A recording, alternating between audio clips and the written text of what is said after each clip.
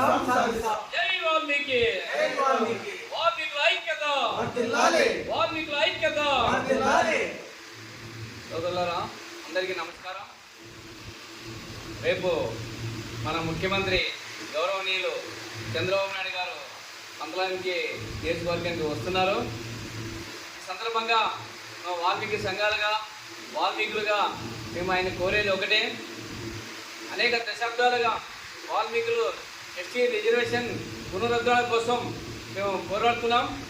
కాబట్టి మన చంద్రబాబు నాయుడు సార్ గారు పాదయాత్ర సందర్భం కూడా మేము వాల్మీకులు మీకు వినతి పత్రం ఇచ్చి కలవడం జరిగింది.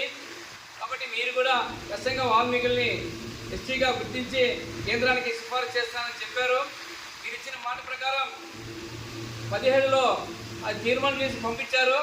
కానీ అది కొన్ని కారణాల రీత్యా మరి రిటర్న్ రావడం జరిగింది. కాబట్టి తర్వాత ప్రభుత్వం జగన్మోహన్ రెడ్డి గారి ప్రభుత్వం ఆధ్వర్యంలో కేవలం 4 జిల్లాలకే పంపించడం జరిగింది. కాబట్టి మన వాల్మీకులందరూ రాష్ట్ర వ్యాప్తంగా దాదాపు 40 నియోజకవర్గాల ప్రభావితం చేసే శక్తి ఉంది వాల్మీకులకి. ఈరోజు దాదాపు 40 లక్షల జనాభా ఉన్నారు. కాబట్టి అనేక దశాబ్దాలుగా మనం ఈ ఎస్టీ రిజర్వేషన్ పునరుద్ధరణ కోసం పోరాడుతున్నాం. 1961 వరకు ఈ రాష్ట్రంలో మనం ఎస్టీలుగానే కొనసాగినాం. అప్పటి నీలం సంజయ్ రెడ్డి ముఖ్యమంత్రిగా ఉన్న సందర్భంగా మమ్మల్ని ఎస్టీ నుంచి బీసీగా నెట్టివేయడం జరిగింది. ఆనాటి నుండి ఈనాటి వరకు ఉద్యమాలు చేస్తూ వచ్చినాం. కాబట్టి ముఖ్యమంత్రి గౌరవనీయులు చంద్రబాబు నాయుడు గారిని గుర్తించి మా వాల్మీకిని ఎస్టీగా మరి తీర్మానం చేసి కేంద్రానికి పంపించాలని కోరుతున్నాం. ఇప్పుడు ప్రభుత్వం కూటమి ప్రభుత్వం కాబట్టి ఖచ్చితంగా ఆ నమ్మకం మా ఎస్టీ రిజర్వేషన్ చంద్రబాబు నాయుడుతోనే సాధ్యమవుతుందని మేము నమ్ముతున్నాం.